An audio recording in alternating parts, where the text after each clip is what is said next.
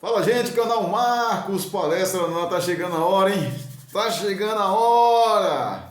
Amanhã, avante palestra! Palmeiras e Futebol Clube do Porto, 19 horas, horário de Brasília.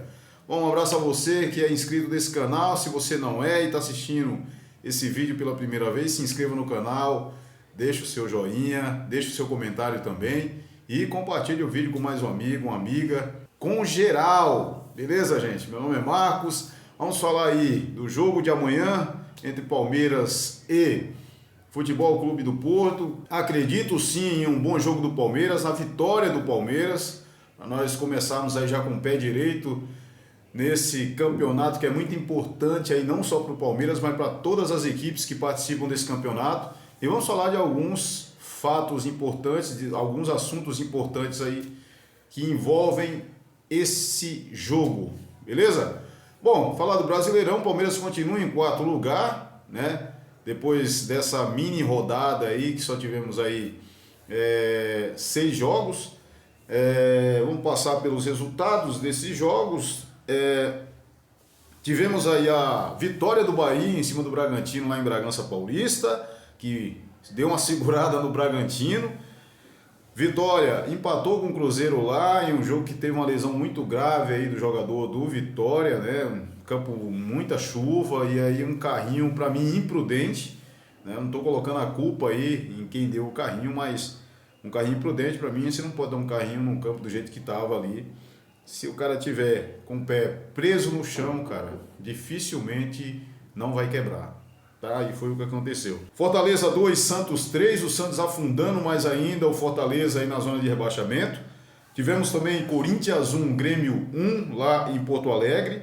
Atlético Mineiro vence o Internacional, né, lá na Arena MRV, e o São Paulo toma aí uma salva de 3 do Vasco dentro do Morumbi. São Paulo, para mim, assim, opinião básica aí, pra gente encurtar o assunto.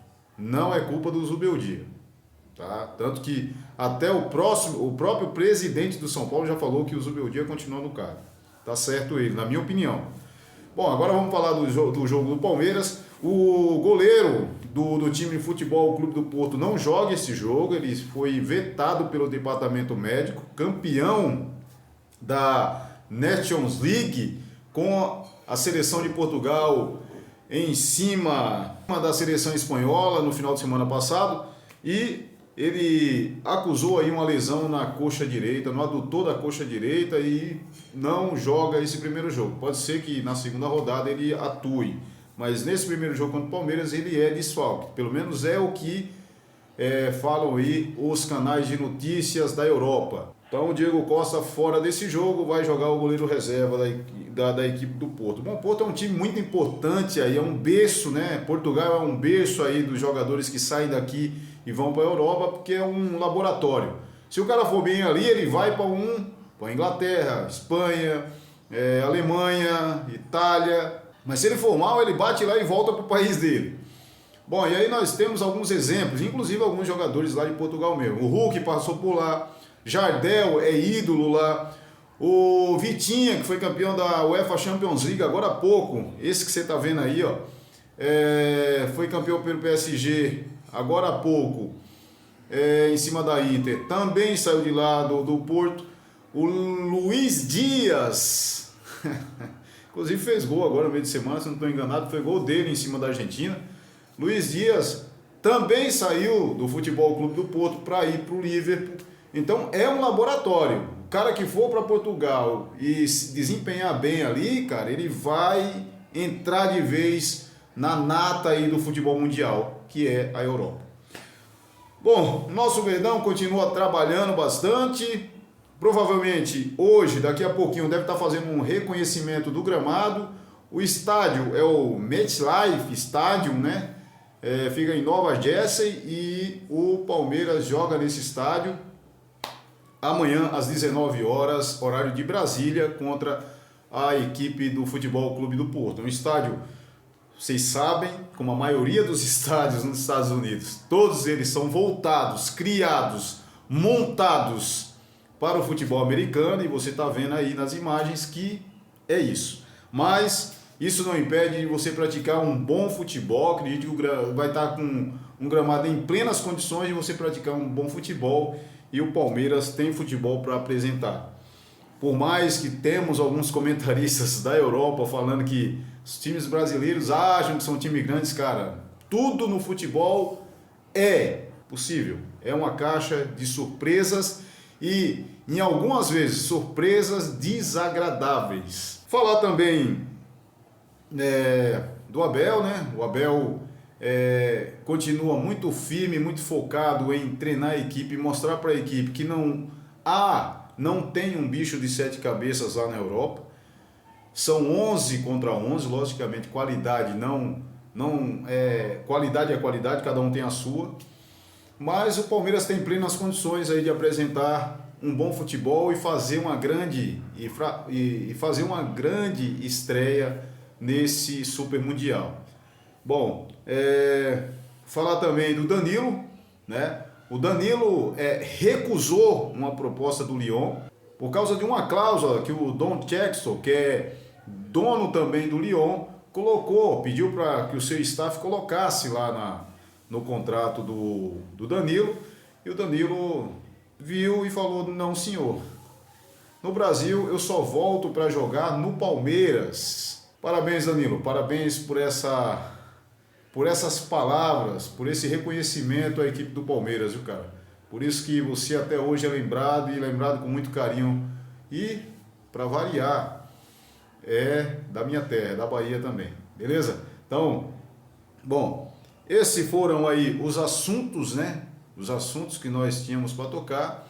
E só em ver essa foto, né? Essa foto da equipe do Palmeiras, assim, em volta, né, desse troféu, que é muito bonito de verdade.